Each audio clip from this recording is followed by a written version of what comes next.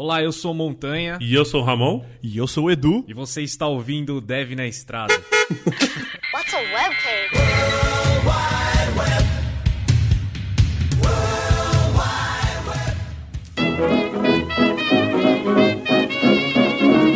Sejam bem-vindos a mais um Dev na Estrada. Eu tô aqui hoje com uma convidada especial, é a Loiane. E aí, Loiane, tudo bem? Oi, tudo ótimo. Muito obrigada pelo convite de participar aí. Sempre fiquei com vontade de participar e agora, finalmente tô participando.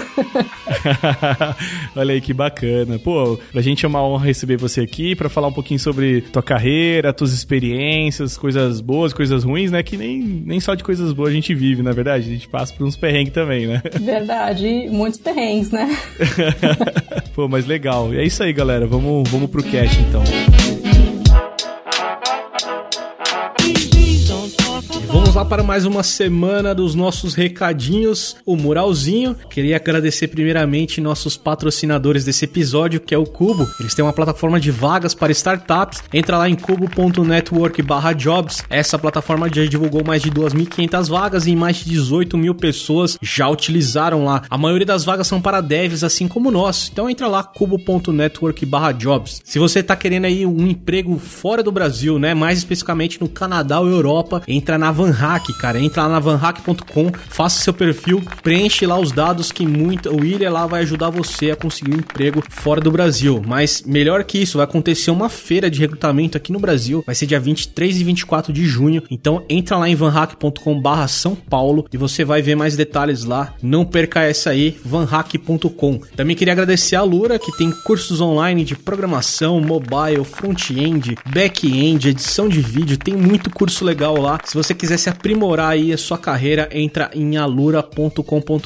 Se você quiser um emprego novo na área de TI, entre em Revelo. Lá tem as melhores empresas do Brasil para se trabalhar. Entre lá em revelo.com.br. Queria falar aqui também dos eventos que vai acontecer aí, que estão para chegar. Tá chegando aí, ó, 9 de junho, Brasil JS On The Road, Sorocaba, tá? Versão de Sorocaba. Entra lá, bacana. Vai prestigiar os caras aqui da região de São Paulo. O Eduardo Matos vai estar como host lá, então vai ser um evento massa, viu? Também temos aqui dia 9 também e também 10 de junho, o Brasília Dev Festival. Então entra lá, ó, brasiliadevfestival.com.br, tá chegando, então corre lá se você quiser conferir esses eventos. E também temos o Front em Sampa, que é 14 de julho, então ainda tem mais um tempinho aí, dá tempo de você comprar ainda. Entra lá em frontemsampa.com.br e no final queria agradecer a todos que compartilham, divulgam aí o Dev na Estrada, que continuam gostando aí do nosso cast. Muito obrigado a todos. E se você ainda não conhece, a gente tá também em uma plataforma lá do YouTube. Então é youtube.com/Dev na Estrada. Estamos fazendo alguns vídeos lá. Se você curtiu o nosso trabalho aqui,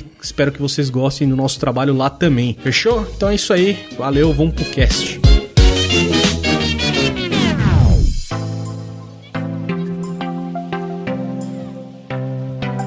Bom, Loiane, e aí? Bom, vamos começar com a nossa timeline básica, né? Primeiro, você se apresenta aí, fala um pouquinho sobre você e pra galera que ainda não te conhece, difícil, né? Você tem bastante gente que te segue, faz parte de vários eventos, palestra em todo lugar aí, né? Mas vai que alguém não te conhece aí, se apresenta aí, né?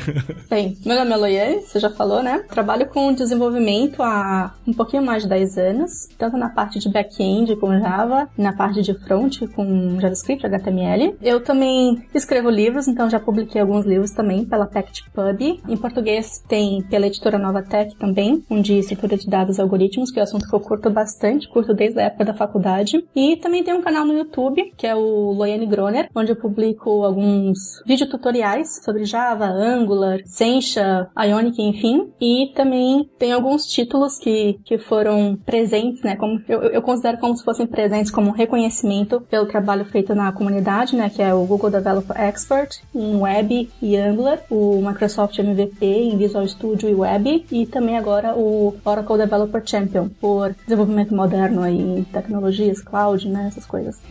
Pô, legal, caramba, né, bastante coisa já, né?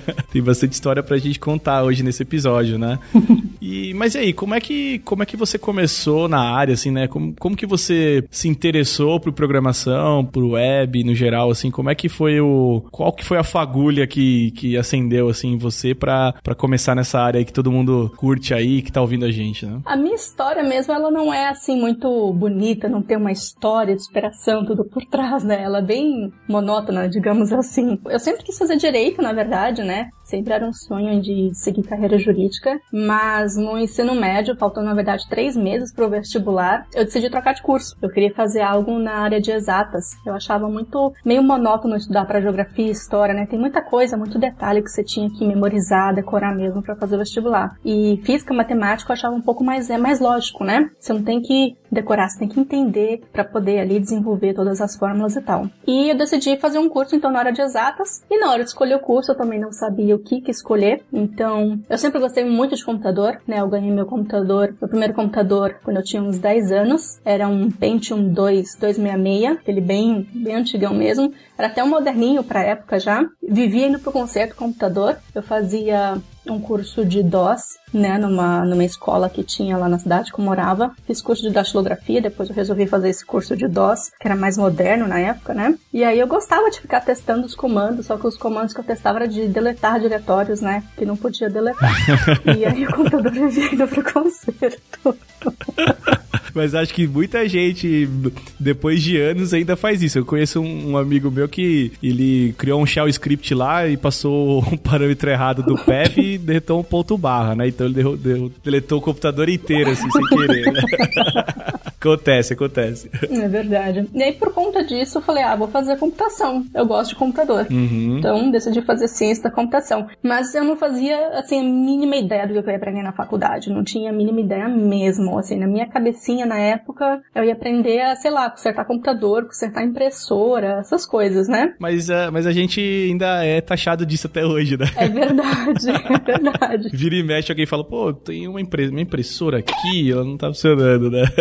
Caramba, beleza, né? E na primeira aula, o professor chegou com esse negócio de algoritmos, né? Eu lembro até hoje como assim, se fosse hoje, né? Ele descreveu como descascar uma batata pra poder explicar pra gente o que era um algoritmo. Na minha cabeça, aquilo não entrava de jeito nenhum. Um algoritmo, descascar batata, né? Aquela parte de programação. E eu tive bastante dificuldade no começo pra entender toda aquela, né? A lógica de programação, acho que é até bem comum quando você se depara com isso pela primeira vez na faculdade, principalmente se você não tem nenhum background, né, em computação. E aí eu decidi aprender aquilo na marra, de qualquer jeito. E fui estudando, até que eu consegui entender e depois me apaixonei e tô aí trabalhando até hoje com o tal dos algoritmos. Ah, que legal. É bacana isso, porque às vezes a gente pega até alguma matéria, eu também fiz ciência da computação, né? Você pega alguma matéria que você fala, caramba, né? Era isso que eu queria, né?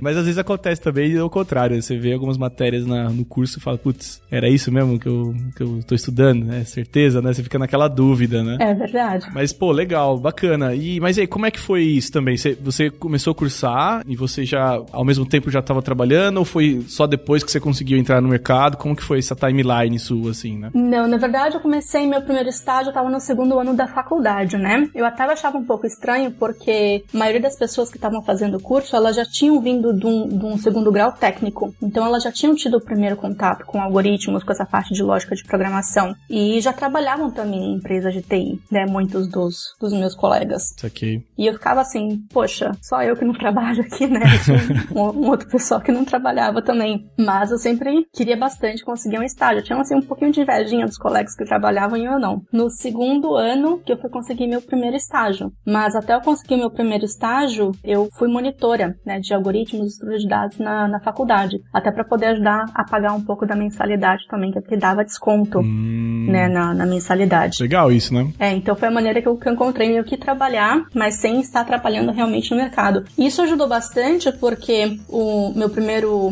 estágio, né, meu primeiro emprego foi graças à faculdade. Ah, legal. Então, por todo o trabalho, a exposição que eu acabei ganhando na faculdade por conta da monitoria e tal, ajudando outros alunos, fiquei até um pouco mais próxima também da coordenação, e a coordenação da faculdade até hoje eles fazem isso, né, eles têm parcerias parcerias com empresas locais e as empresas locais sempre vão até eles para poder pegar alunos para estagiar. Então, numa dessas surgiu a oportunidade de 2 vagas de estágio e eu e um outro amigo meu, o Ivan, nós fomos escolhidos para começar o estágio. E legal que foi realmente uma vaga de estágio, a gente aprendeu bastante. Então, eu não sabia o que era SQL, não sabia o que era controle de versão, não sabia o que era código XML, né, um arquivo XML, eu não sabia nada disso. E eles foram, né, a gente passou por um treinamento, assim, mais ou menos de 3 meses, fazendo tarefas mais básicas mesmo, né, por exemplo, ler um arquivo do FTP, parcial XML e gravar na base. Então, eles foram mentorando a gente, passo a passo, até a gente conseguir concluir a tarefa, para depois passar coisas mais complicadas, né,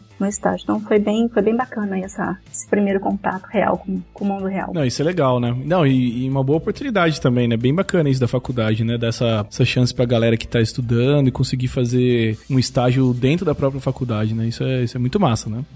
Isso é legal e é até importante também pra faculdade, porque você acaba empregando os alunos, né? Sim. Então, o nosso curso, quando a gente se formou, todo mundo tava empregado já. Então, tava todo mundo trabalhando. Então, isso foi uma coisa muito legal. Muito bom. Pô, legal, bacana. E até o que você falou, né? Você falou, não é uma história tão, assim, emocionante, mas, cara, é bem legal isso quando você consegue algo, assim, que encaixa tudo, né? Porque imagino que você tava ali na faculdade, você podia também ter o seu tempo pra fazer aqueles estudos, consultar professores ali, que estão ali perto, ou professoras, né, que estão no curso. Tem toda essa vantagem também, eu acho bem legal esse, como que eu posso dizer, aliar o útil ao agradável ali, né? Esse foi, na verdade, foi a minha primeira oportunidade de networking, né? A gente tinha um professor de sociologia, né, uma matéria totalmente de humanas, mas foi justamente para ensinar a gente essas coisas de como se comportar numa entrevista de emprego, como fazer networking, quebrar gelo, e muitas dessas coisas hoje eu consigo aplicar em comunidade, eventos, palestras, né, essas coisas. Então, foi bem útil. Sim, não, legal, muito bom. Como é que foi? Você falou do network, assim, né, dentro da faculdade. Eu acho que muita gente que passou aqui no Dev na Estrada comentou sobre isso, né, vale a pena você fazer um curso na faculdade para ciência da computação, ou engenharia, ou análise, o que seja, mas que, a grande vantagem é o network que você faz, né, seja com alunos, com professores. Como é que foi isso pra você também? Talvez no talvez estágio, assim, isso te ajudou de alguma forma? Ou como é que foi isso com você? Com certeza. Eu fiquei 2 anos, né, nesse estágio, então completei os 2 anos, eu consegui uma outra oferta de emprego, lá na cidade mesmo que eu me formei, em Vitória, Espírito Santo, e esse segundo emprego, já foi um emprego mesmo, carteira assinada, tudo e tal, muito chique.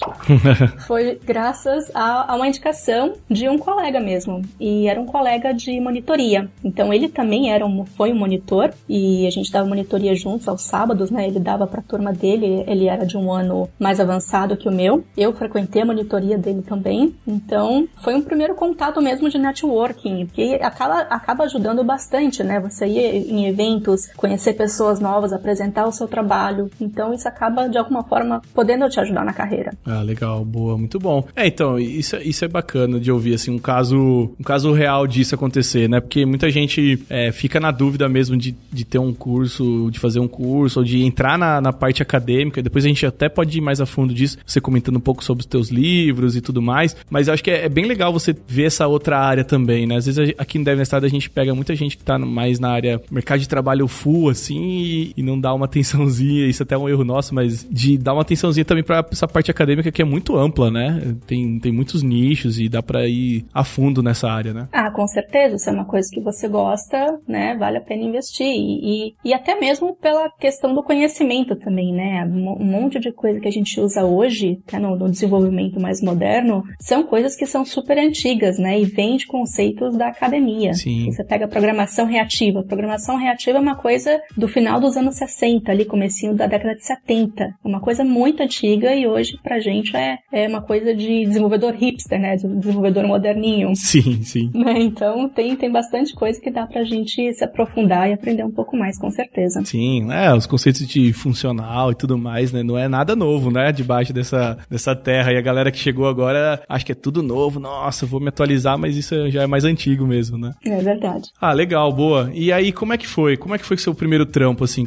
A experiência de sair da parte acadêmica e ir pro mercado de trabalho. Como que foi essa experiência pra você, assim, né? Olha, foi bem diferente. Foi um outro choque que eu tomei, né? Porque a gente pensava né? A gente tem uma certa visão quando a gente tá na faculdade, estudando, né, quando você não tem experiência nenhuma na área, para depois quando você começa realmente a trabalhar. Então, como eu falei, eu não tinha conhecimento nenhum de banco de dados, não sabia o que era um arquivo XML, não sabia o que era um web service, nem nada. O conhecimento que eu tinha era o Java básico, orientação a objetos de métodos gets e sets, herança e polimorfismo, acabou, era limitado a isso, né? E não entendi até muito bem por que você tinha que fazer isso, qual que era o motivo de fazer tudo isso, e trabalhar em grupo também. Então essa foi uma primeira experiência diferente, por mais às vezes que na escola você faça trabalhos em grupos, não sei como tá no dia de hoje, né? Mas pelo menos no meu tempo era geralmente um faz e põe o nome de todo mundo, né? Eu fiz isso, aconteceu muitas vezes comigo também, viu? Vou te falar. Dava uma raiva porque você se esforçava, ficava fim de semana lá e a pessoa, tô no teu grupo, né? Então, tá, realmente, você tá no meu grupo. É verdade. E quando você entra no mercado de trabalho, você não vai fazer um projeto sozinho. Você vai ter mais pessoas, né, no time ajudando e cada um vai ser responsável ali por fazer uma tarefa. Sim, sim. Né? Então, esse foi um aprendizado legal que eu tive. A parte de controle de versão também, na época, acho que era o CVS que a gente utilizava, não tinha nada disso de Git nem nada. Então, foi bem bacana. E a parte de banco de dados também, né? A gente na faculdade geralmente vai aprender o basicão de fazer um select asterisco da tabela e lá você tem vários relacionamentos, aprende, né, a normalizar um banco, fazer toda a modelagem, na verdade. Então, algumas coisas foram similares, outras foram bem diferentes do que a gente aprendeu na academia. Legal, boa. Esse impacto eu acho que todo mundo sofre, né? Quando sai de uma parte mais acadêmica, ou sai da faculdade e vai pro mercado, assim, é bem diferente. Embora, acho que é o que você falou, a gente usa alguns conceitos, né, do que a gente viu, bastante coisa que a gente estudou, assim, porque é aquilo que a gente sempre discute aqui, nem sempre a faculdade vai te dar 100%, aliás, nunca ela vai te dar 100% do caminho, né? Ela só vai te indicar quais caminhos existem, né? E aí cabe a você passar por toda essa experiência, né? Não tem muito como fugir disso, né? É verdade, não só em TI, né? Mas em qualquer área que você escolher. Exato, exato. E aí, como é que foi isso depois? Você ficou nessa primeira empresa, e aí como é que foi a timeline disso pós, né? Dessa primeira empresa sua? Nessa primeira empresa tem um fato que eu gosto bastante, que eu tive 2 mentores, o Thiago e o Paulo. Me ensinaram bastante, né? Eu tenho eles não como pais, né? Porque eles são até bem novos, mas como uma espécie de irmãos mais velhos. Sim. E eles me ensinaram muita coisa. Então era muito aberto e eu podia, né? Chegar, não sei, pode me ensinar a fazer isso, ou pode, né, me dar uma orientação. E eles eram super tranquilos com isso. Então eu agradeço muito a eles por toda essa mentoria que eles deram. Legal. E o Paulo, na época, ele era mantenedor do Portal Java, né? O extinto Portal Java. E eu achava aquilo o máximo, que pra mim era como estar conhecendo, assim, uma celebridade aí do mundo de tecnologia, né? Era um dos maiores portais do país, junto com o Guji. Então, eu achava aquilo o máximo. Acho que eu lembro desse portal. Quando eu fazia faculdade, eu acho que eu visitei bastante ele.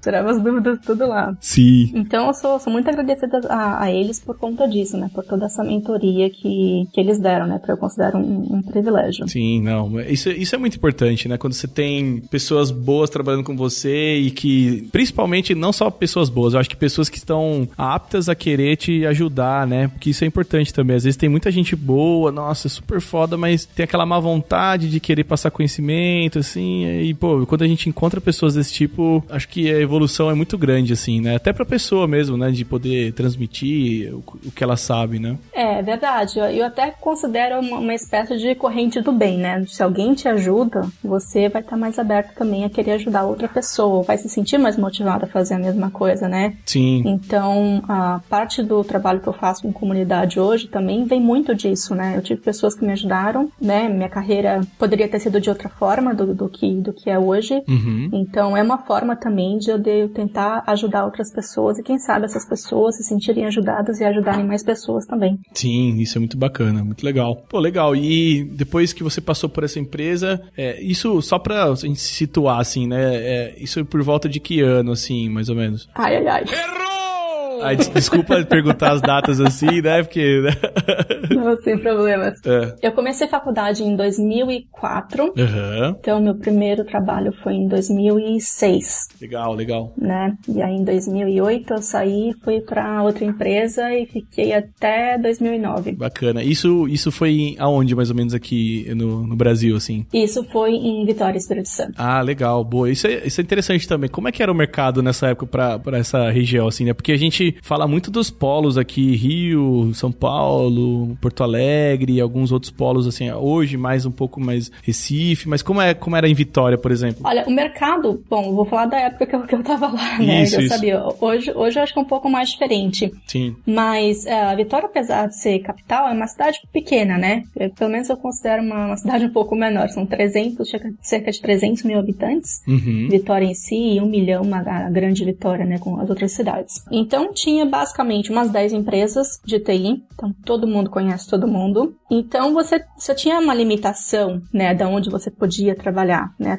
E você acabava trabalhando com a mesma pessoa em diferentes empresas também. Então, o mercado de trabalho na época era, de certa forma, um pouco limitado. Hoje já tem bem mais empresas. Você vê até mais startups lá também. Mas essa era a situação na época. Tem a questão também da parte do salário. Que salário, geralmente, nos grandes polos, né? Quando a gente vai aí para as capitais, e principalmente em São Paulo, é bem diferente dos estados mais, vamos dizer assim, mais do interior. Então, esse foi um segundo choque. Quando eu saí dessa segunda empresa, isso foi em 2009, que eu mudei para Campinas, São Paulo, eu basicamente saí de Vitória e fui para Campinas, ganhando um pouquinho mais que o dobro que eu ganhava em Vitória. E para mim, né, opa, tô rica, eu vou ganhar mais que o dobro, né, enriqueci de uma hora para outra. Só que tem as questões também de custo de vida. Sim. Né, porque também não tinha muita experiência, era novinha, tava no início dos meus 20 anos. Então, acaba quebrando um pouco a cara também com essas coisas. Eu sei muito bem como é normal, né? A gente começa na carreira e acha que, né, nossa, vou um emprego super bom, e não é bem a realidade, né, que acontece. Você vai, né, não digo emprego bom no sentido de uma empresa boa ou um trabalho que seja bom pra fazer, mas questão de salário mesmo, né? Você não tá ainda com uma experiência tão grande assim pra ganhar bem assim quanto você achava, né? É verdade, com certeza. Mas aí, pô, legal. Então, aí esse é um ponto também interessante, né, de você estar numa região que talvez nessa época aí de 2008, você falou, né, 2007, 2008 aí, não era tão forte assim o polo, não era vamos dizer assim, um polo de tecnologia, mas mesmo assim você conseguiu um trampo ali, né? Você comentou que foi pra Campinas também, né? Olha aí, ó, você trabalhou pertinho de onde eu moro aqui, então, hein? E aí, como é que foi essa mudança? Porque você teve que mudar, provavelmente, ou você trabalhou remoto? Como é que foi isso? Não, eu fui e mudei na cara e na coragem mesmo. Olha aí. Essa foi uma vaga que era pra IBM, né? Então, no finalzinho de 2008, eu me formei, né? Então, peguei lá o canudo. Nessa época, né, faltando uns 6 meses mais ou menos para acabar a faculdade, quando as matérias já estavam um pouco mais escassas, eu trabalhava, né, tinha o meu trabalho 8 horas por dia, né, então sempre trabalhei 8 horas por dia desde o início do estágio, acho que hoje o estágio são de 6 horas, mas lá na época eram 8 horas, então trabalhava 8 horas por dia, ainda por cima, né, tinha que dar conta de estudar para as provas, fazer os trabalhos, né, e ainda ir para a faculdade à noite. É verdade, né, tem essa gestão aí de tempo aí também, né? Isso é importante. E você aprende muita coisa com isso, né? Eu aprendi bastante coisa de gestão de tempo por conta disso. E depois que acabou a faculdade, não tinha aula todos os dias, eu comecei meio que começar a jogar bastante, né? Então eu jogava esse joguinho, era o Sacred, é um joguinho de RPG. Curto bastante, isso daí é um das coisas que eu perco um pouquinho do meu tempo. Boa. Então que eu tava jogando bastante, né? Principalmente porque eu tinha 4 horas do meu dia que eu não tava mais fazendo nada. Então eu comecei a me policiar um pouquinho mais e conhecendo outras pessoas, né? Já tinha ido a alguns eventos na época, durante a faculdade, também outros eventos da comunidade local, principalmente da de Java, e eu achava muito legal ter um blog. Olha aí. E eu achava assim uma coisa chique. É chique ter um blog com seu nome.com. E eu queria fazer a mesma coisa, até para poder usar o meu tempo um pouco melhor. E aí fiquei uns 2 meses procurando o que era hospedagem, não sabia o que era hospedagem nem nada, tive que aprender isso tudo aí na marra, né? E consegui criar o blog. Isso foi em janeiro de 2009, que eu criei lá meu primeiro post no blog. Legal. E eu comecei a criar o blog justamente para documentar as coisas que eu tinha aprendido. Naquela época não tinha muito, né, não tinha muita experiência, e comecei a documentar o que eu tinha aprendido, por exemplo, durante o estágio. Vou começar do começo da carreira e o que é um arquivo XML, por exemplo. Então fui descrevendo isso no blog e uns meses depois surgiu a oportunidade de enviar o currículo para a IBM, lá em Hortolândia, né, ali na região de Campinas. Sim, sim. E isso acabou ajudando bastante na época, né, até ter criado esse blog ajudar um pouquinho. Não tinha exposição nenhuma, porque era tipo 10 visitas no mês, né? Acho que o pico que deu, acho que foram 15 visitas no mesmo dia, em um mês, porque foi quando eu chamei um monte de amigo, olha, acessa meu blog aqui, que legal, acabei de criar. Né?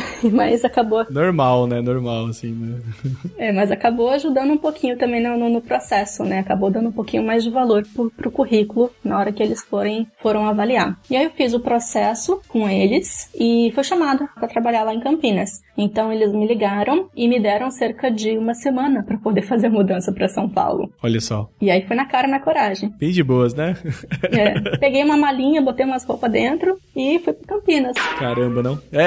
Nossa, foi um rolê bem assim, né? Rápido, né? Tudo tem que ser rápido para decidir. Como é que foi isso para você também, nessa organização de onde ficar, de sabe? Difícil, né? É complicado, né? Principalmente porque na época eu era nova, não tinha nem muita educação financeira, né? Ganhava pouco também. O que ganhava tinha que ajudar em casa para poder pagar as contas, pagar aluguel, pagar essas coisas, né? Não tinha, assim, reserva de dinheiro para poder fazer uma mudança de estado mais tranquilo e tal. Então, o pouquinho de dinheiro que eu tinha foi para pagar uma posada por 15 dias, lá em Hortolândia mesmo, até para poder me situar. Fiquei na posadinha ali 15 dias, e aí depois o dinheiro tava acabando, e não tinha onde ficar, é claro, e não recebia salário, né? Porque não tinha dado um mês ainda de trabalho. Entendi. Aí a situação complicou um pouquinho. Aí ferrou.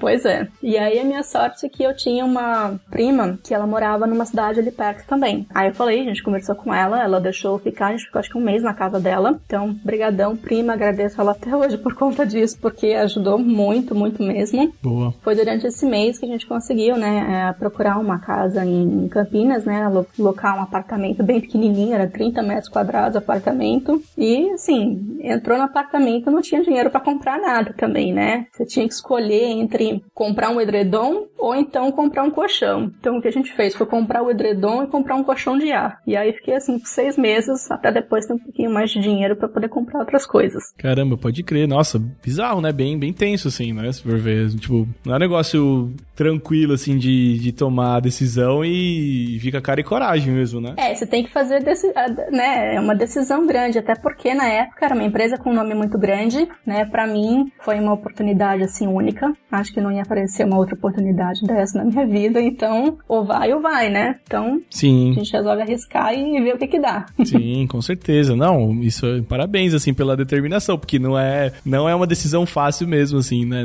Quem tá ouvindo assim, às vezes passa por, talvez quem tá nos ouvindo já teve alguma proposta desse tipo e tinha que mudar muito rápido e deve ter pensado 2 vezes. Acho que é bem legal assim é legal e ao mesmo tempo é bem desafiador também, né? Ter essa disposição e apostar, né? Porque no fim das contas você fez uma aposta, assim, né? De não, eu vou e vamos ver o que vai dar, né? É verdade. Mas acho que assim, a vida tem um pouco mais de aventura, né? Sim. Não, e se você não tivesse arriscado, né? Talvez você não tivesse ido pra uma empresa legal, bacana de trabalhar. E aí, até emendando já isso, como é que foi a tua experiência lá também, numa empresa grande? Você falou que a IBM de Hortolândia, acho que eles são já uma empresa bem grande ali, né? Acho que o campus da IBM ali também é grande. Como é que foi isso também, né? Olha, acho que foi o projeto mais legal que eu trabalhei assim na vida, né? As pessoas, até hoje a gente tem amizade, mantém contato, né? Já faz mais de 7 anos já que eu saí de lá, mas foi muito legal, até porque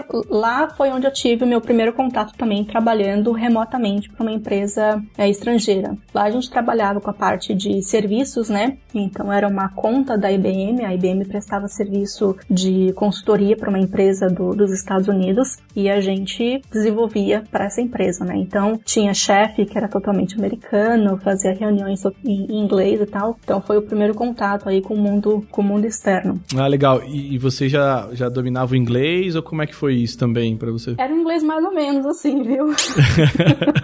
Mas, aí na época, né, eu até me dediquei em aprender um pouquinho mais, né, troquei computador para inglês, celular para inglês, comecei a só ver filme em inglês com legenda em inglês também, né, tentar fazer essa imersão para forçar a você aprender alguma coisa, né, melhorar um pouquinho de vocabulário, melhorar a velocidade na hora de conversar, né, essas coisinhas, o que ajudou bastante, né, faço isso até hoje, inclusive. Ah, legal essa dica, hein, porque, mas isso fazer isso no teu trampo mesmo, né, não era fora, assim, com alguém, talvez, que tivesse interesse em aprender também. Ou era por causa do trampo mesmo? Era por causa do trabalho mesmo, né? E fazia isso sozinho, até porque não tinha dinheiro pra pagar cursinho, não tinha nada, né? Não tinha oportunidade, né? De fazer um cursinho pago, de conversação, nem nada. Era o pessoal do trabalho e o chefe mesmo do trabalho pra gente conversar e fazer as reuniões. Legal.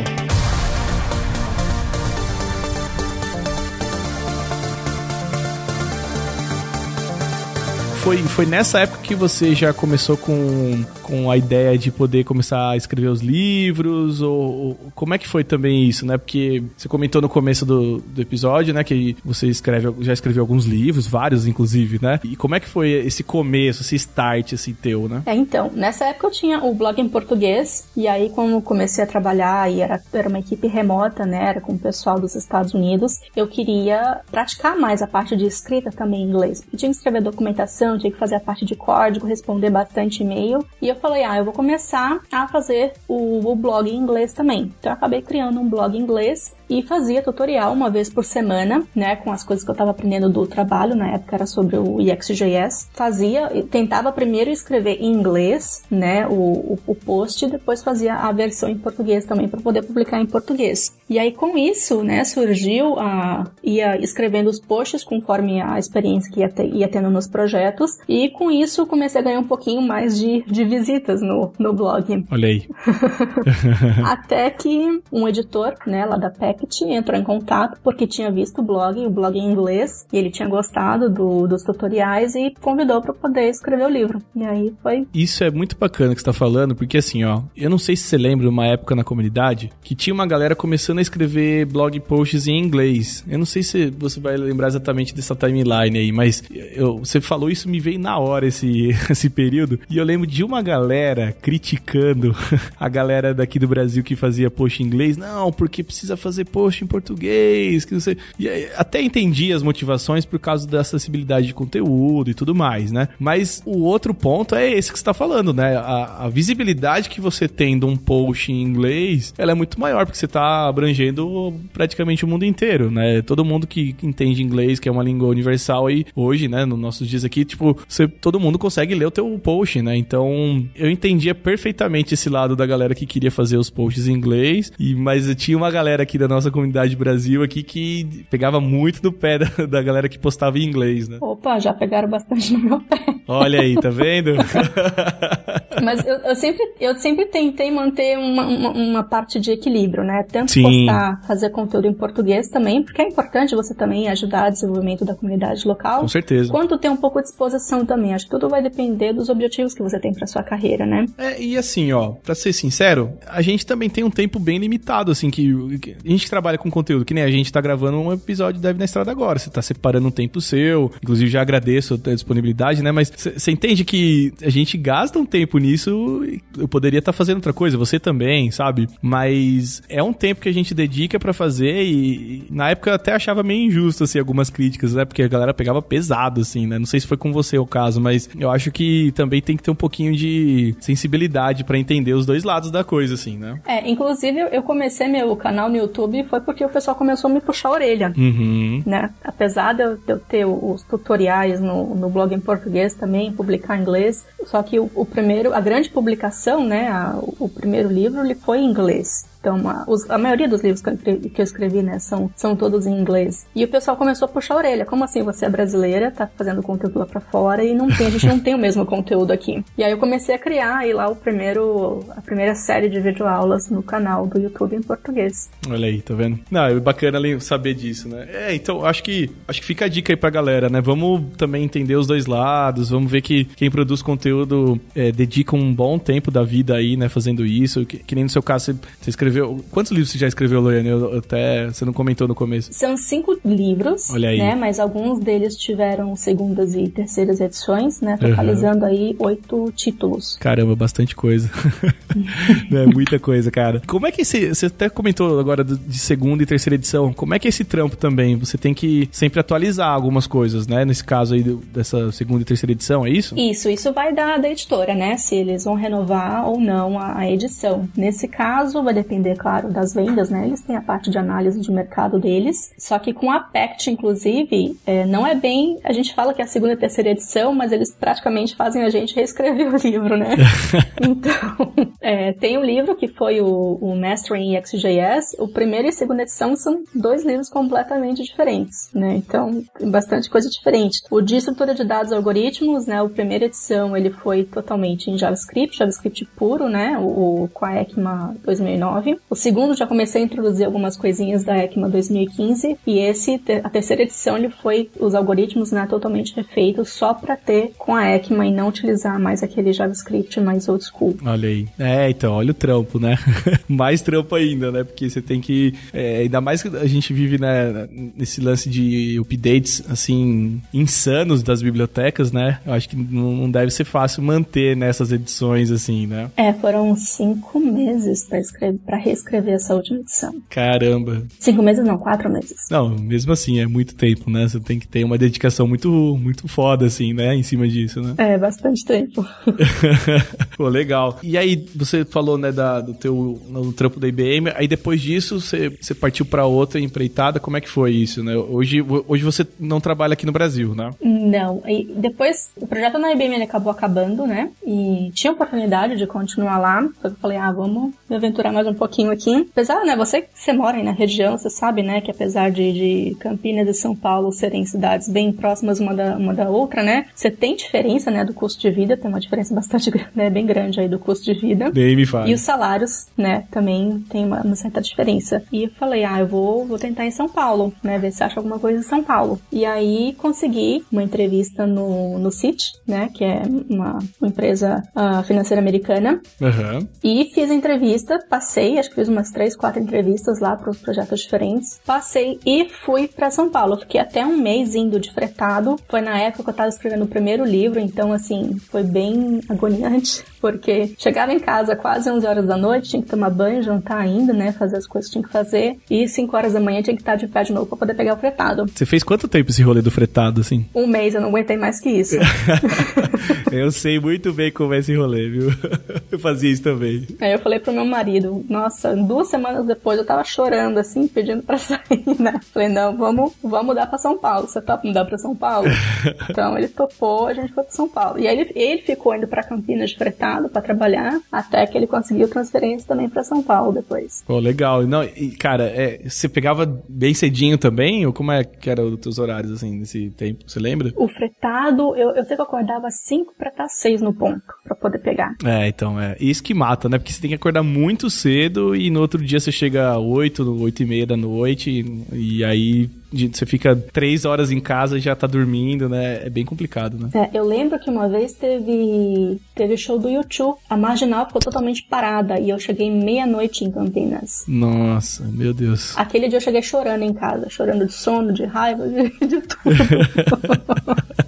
Não, é triste, eu sei como é. Eu fiz por mais tempo, mas eu conseguia sair um pouco mais cedo. Então eu chegava umas 7h30 em casa no máximo. Mas mesmo assim, era terrível. E aí, como é que foi? Depois veio pra São Paulo. Como que foi também essa adaptação, né? Porque você era de Vitória, que você comentou que era uma cidade que tinha quase 1 milhão de habitantes. Aí Campinas também, eu acho que talvez nessa época era nessa faixa e vem pra São Paulo, assim, né? Como é que foi isso? Campinas, eu nunca tinha ido pra Campinas, né? A primeira vez que eu fui pra Campinas foi o dia que eu cheguei em Campinas pra morar. E eu tomei um choque, porque pra mim Campinas era do interior, era pra ser uma cidade pequena, né? Mas comparado com Vitória, Campinas é uma cidade enorme. E chegou em São Paulo ainda, que é um negócio, né? Sim, sim. Muito maior.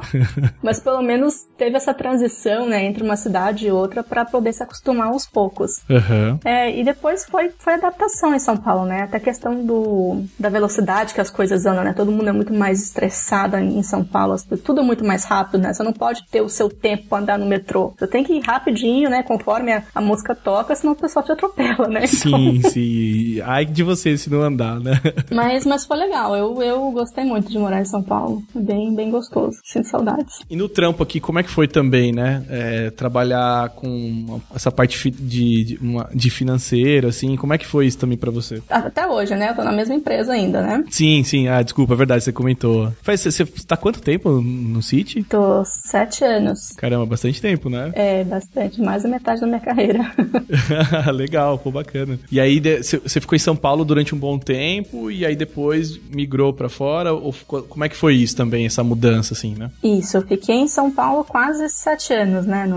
E surgiu a oportunidade de transferência, né? Lutei bastante pra conseguir essa transferência. Olha aí. Isso é até uma coisa interessante, porque às vezes a gente sempre pensa, né? Eu vou demonstrar, vou fazer um bom trabalho e quem sabe vai surgir um convite, né? Só que a empresa mesmo, ela fornece alguns cursos pra gente, né? Cursos na área de soft skills. E teve um curso interessante de liderança que eles falaram sobre o protagonismo da carreira. Uhum. A moça, né, a instrutora, ela falou justamente isso. Nunca ninguém vai te dar nada se você não correr atrás, né? Ninguém vai chegar com uma bandeja, olha essa oportunidade, quer essa oportunidade? Você tem que correr atrás e o seu chefe não sabe que você quer um aumento, o seu chefe não sabe que você quer uma transferência, né? Às vezes não sabe o que você quer. Sim. Então peça. Muito bom. Óbvio, não vai chegar assim amanhã, opa, eu quero um aumento só porque eu quero um aumento, né? Tem que demonstrar, justificar o porquê que você merece, né, a tal oportunidade. E foi basicamente isso que eu fiz. Isso é uma boa dica, hein? Porque muitas vezes as pessoas, elas reclamam, pessoas não me reconhecem no trabalho, que não sei o que, mas de repente você não tá querendo isso também, né? Eu acho que também tem uma boa parte, eu acho que faz a diferença, que é você ir atrás daquilo que você quer, né? A gente aqui no trabalho, por exemplo, a gente fazia os one-on-ones assim, que são as reuniões de feedback mensais, os líderes que marcavam as reuniões com a galera, né? Hoje a gente mudou essa abordagem para quem é liderado pedir os feedbacks pro líder. Então a pessoa marca a reunião, a pessoa faz uma agenda, a gente até usa um framework aqui quase de coach, porque virou quase um coach, assim, o líder de carreira, justamente por isso, né? Porque quem é o maior interessado é quem quer crescer dentro da empresa, ou crescer na carreira, ou crescer na experiência e tudo mais, né? Com certeza, poxa, muito legal isso. Bacana mesmo. Sim, sim. E como é que tá? Então, você falou que faz pouco tempo, né, que você tá trampando... Você tá onde aí? Desculpa, não sei se eu posso perguntar, mas você tá trampando aonde hoje? Nos Estados Unidos? Isso, eu tô na Flórida agora. Legal. E aí, você tá trampando aí na empresa ou você tá fazendo remoto pra cá? Como é que tá essa logística sua? Não, lá também era remoto pra cá já, né? Tá, entendi. Então, isso, totalizando aí são 8, 9 anos trabalhando remoto pro pessoal dos Estados Unidos. Caramba, bacana isso também, bom esse ponto, né? Essa experiência toda você mesmo falou de falar com a galera de fora e trocar ideia e fazer essa gestão toda, né? É bem bacana. E aqui eu acabei continuando trabalhando no mesmo projeto, né? Então tô com a mesma equipe, mesmo projeto, tudo e tal, só acabou mudando o escritório. Olha aí, bacana, hein? E aí conheceu a galera que você falava online ou não? Sim, bastante. Isso é bacana, porque às vezes você nunca tinha visto foto de ninguém, você vê a pessoa pela primeira vez, né? Você imagina o cara crachá, né? É bacana a gente fazer essa ligação. Pô, que bacana, cara. Não, é bem legal isso. A tua história tem várias mudanças, assim, né? Você foi ver, tava lá em Vitória, depois foi pra Campinas, depois São Paulo, agora Flórida. Muito legal, assim, ouvir essa experiência toda sua. Acho que tem também os teus projetos open source, se quiser comentar um pouquinho também, né? Eu acho que eu dei uma retweetada, ou não sei se eu respondi um tweet seu esses dias, sobre um projeto seu que atingiu 1000 likes lá, né? 1000 stars no GitHub, sobre algoritmos, né? Com JavaScript, né? Isso, é o projeto do livro. Obrigada. Nossa, foi meu primeiro projeto que chegou nessas 1000 estrelinhas do GitHub e eu fiquei super feliz. Não, é muito legal. legal. E se quiser comentar um pouquinho, né? Como é que qual que é a ideia do projeto, assim, né? É a descrição dos algoritmos do livro, né? Só que, né, falei com a editora tava ok deixar open source para todo mundo, né? Então, mesmo que a pessoa não tenha o livro, ela tem acesso a todo o código-fonte e aos exemplos. Então, para essa edição, eu coloquei, né? A gente refez tudo na ECMA, né? Então, tá tudo tentando utilizar sempre var, const, arrow functions, em todas aquelas coisinhas novas. Algumas coisas também da ECMA 2017 já. E com TypeScript, então fiz a versão em TypeScript também, que às vezes o pessoal tem um pouquinho de medo para ir pro TypeScript, mas para mostrar que não tem tanta diferença assim, e tem as suas vantagens também, né? Então, dá para você fazer essa comparação, e coloquei test cases também com Mocha e com Shai, eu não sei se é assim que fala. Uhum, sim. Então, foi bem bacana, né? Até pude explorar um pouco a parte de testes também, que a gente geralmente, né? Se fala muito sobre testes, mas na prática pouca gente, né? Acaba fazendo testes aí pro código, super importante. Então, pude adicionar também essa parte no código e tentar enriquecer um pouquinho mais aí os exemplos. Ah, que legal.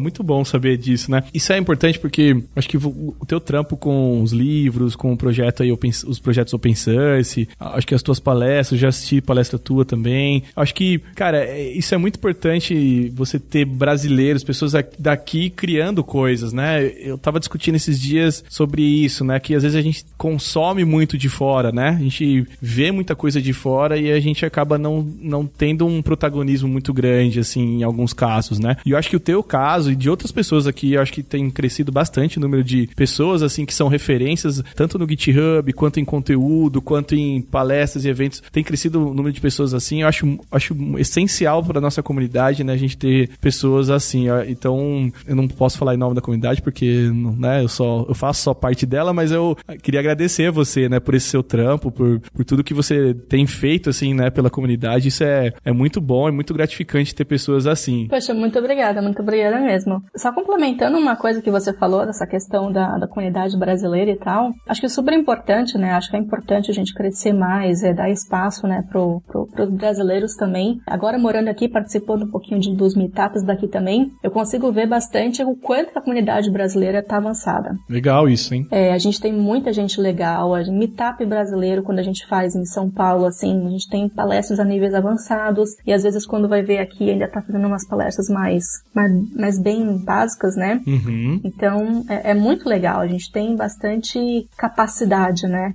Acho que é só questão de mostrar isso um pouco mais e ganhar um pouco mais de visibilidade. Muito bom. É bom saber isso, é bom a galera ouvir daqui isso também, né? De quem tá fora e conhece, tá inserido nas comunidades de fora, assim, e ver, né, isso tudo, né? Porque às vezes também bate um pouco da síndrome de vira-lata, vamos dizer assim, né? Que a gente é muito, né, ruinzinho, que não sei o quê, mas não, né? A gente tem bastante gente, assim como eu falei, como você, né, aqui dentro da comunidade brasileira, e eu acho isso muito importante, assim, pro crescimento de todos, assim, como um todo, né? Muito legal. Com certeza, a gente vai ajudando uns aos outros, assim, e vai crescendo junto. Legal demais, Loiane.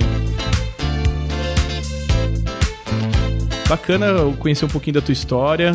Acho que fica também mais um episódio de entrevista bacana pra galera pegar vários insights de carreira. Acho que a tua dica, pra mim, a que mais me impactou nesse episódio foi o lance de correr atrás, né, da tua carreira, né? Você é o dono da sua carreira, né? Então, por mais clichê que às vezes a gente fale isso, né? Mas é verdade, né? Se você não correr atrás daquilo que você quer, o teu chefe ou as pessoas que trabalham com você, elas não vão entender qual é o teu objetivo, né? Então, acho que pra mim ficou bem marcante esse trecho, mas tem várias outras coisas que dá pra tirar nessa entrevista, o lance de você correr atrás e fazer as mudanças, dar cara a tapa e apostar e ir pra cima, depois fazer o teu blog persistir. Você falou que tinha pouca visita, mas você tava lá postando e, sabe, depois já ir partir pra escrever livro. Cara, muito legal tua carreira, tuas experiências. Eu acho que vai ser muito bom pra quem tá ouvindo aí tirar várias coisas boas pra poder seguir aí na carreira de todo todo mundo aí. Muito legal. Poxa, bacana, valeu. Só complementando também, mesmo que você não tenha, né, o prospecto da sua oportunidade a curto prazo, né? Por mais que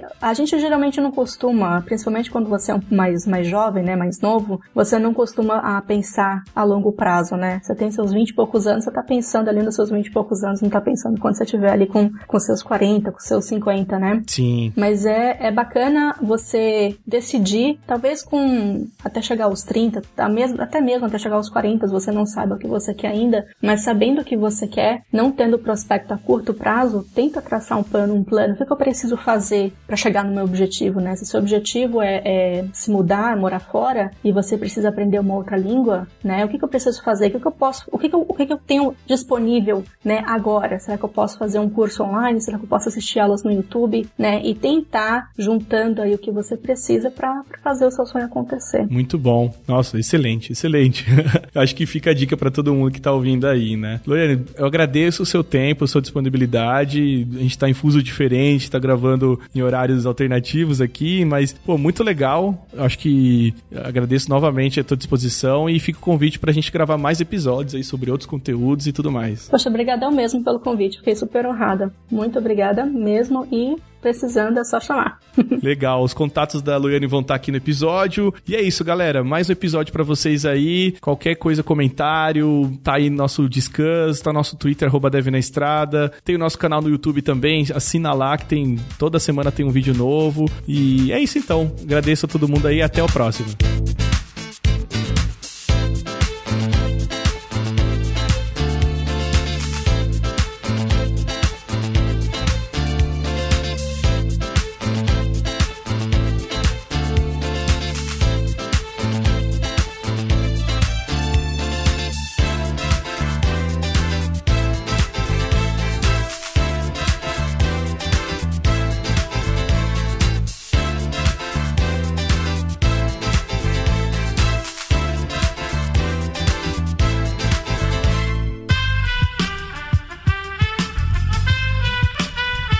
Este podcast foi editado por Aerolitos Edição Inteligente.